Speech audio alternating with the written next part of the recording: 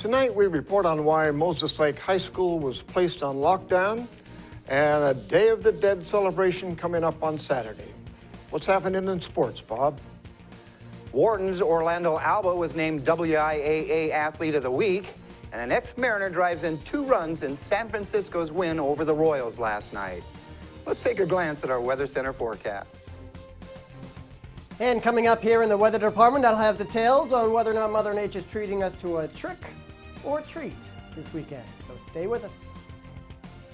I'm Alan Troop, and we have all this and much more on iFIBER 1 News. From the iFIBER 1 HD studio here in the heart of the Columbia Basin, this is iFIBER 1 News. Your #1 source for local news, sports headlines, and our very own Weather Center forecast covering the entire Columbia Basin. This is iFIBER 1 News, and it starts now.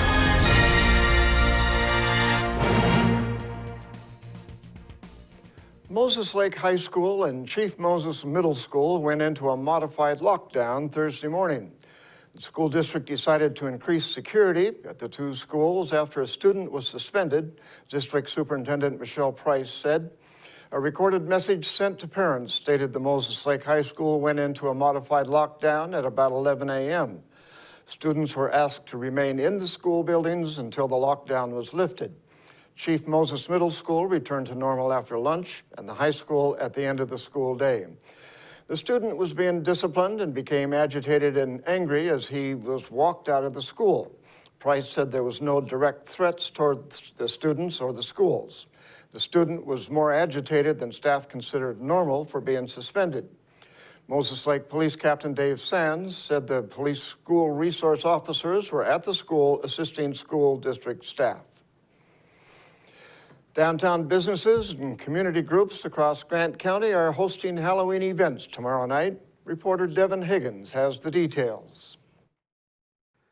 Even with rain in the forecast for the night of Halloween, thousands of trick-or-treaters will be out Friday night, and there's no shortage of free trick-or-treat events across Grant County. Downtown events are happening in Ephrata on Basin Street at participating businesses from 4 to 6 p.m., in Quincy from 4 to 6 p.m., and in Moses Lake near Sincayu Square from 5 to 7 p.m.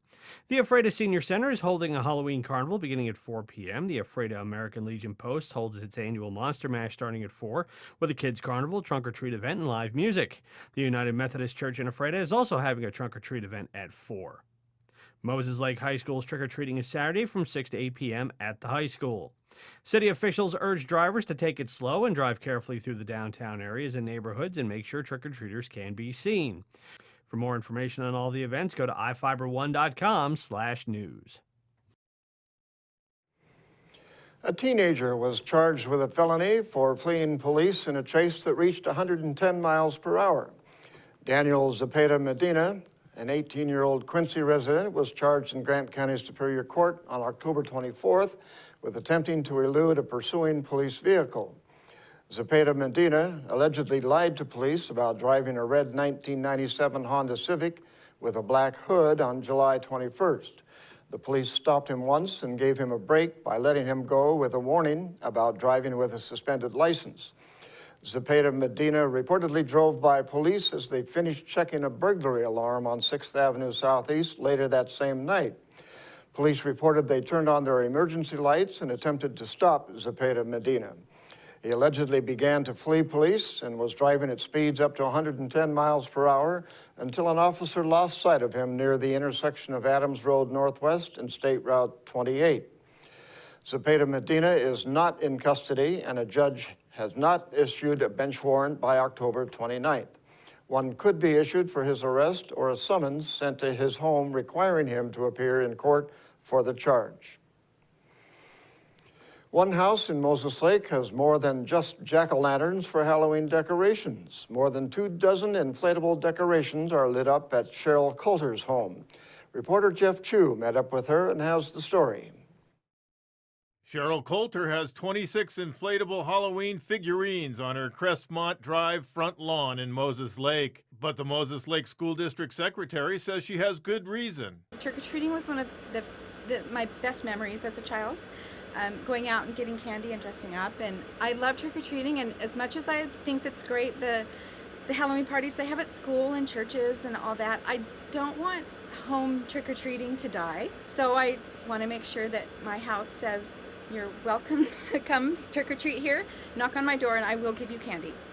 She has upwards of 70 inflatables to cover holidays year-round. Coulter says she gets them on sale so it's not too hard on her pocketbook. Trick-or-treating kids get candy and a baseball card because her husband Alan is a collector. If you think her Halloween decor is over the top, Coulter says just wait until Christmas. The house is at 2069 South Crestmont Drive. I'm Jeff Chu for iFIBER 1 News. Now we take a look at people being sought by law enforcement. This is Sheriff Tom Jones with the Grant County Sheriff's Office. Each of the people you see here have a warrant for their arrest. If you see any of these people, we ask you do not attempt to detain or apprehend them, but call us at 509-762-1160 or send us an email at crimetips@co.grant.wa.us. If the person is presenting a danger, call 911. With your help, we can bring these people to justice and make our community safer. We'll be back right after this with your Halloween weather forecast.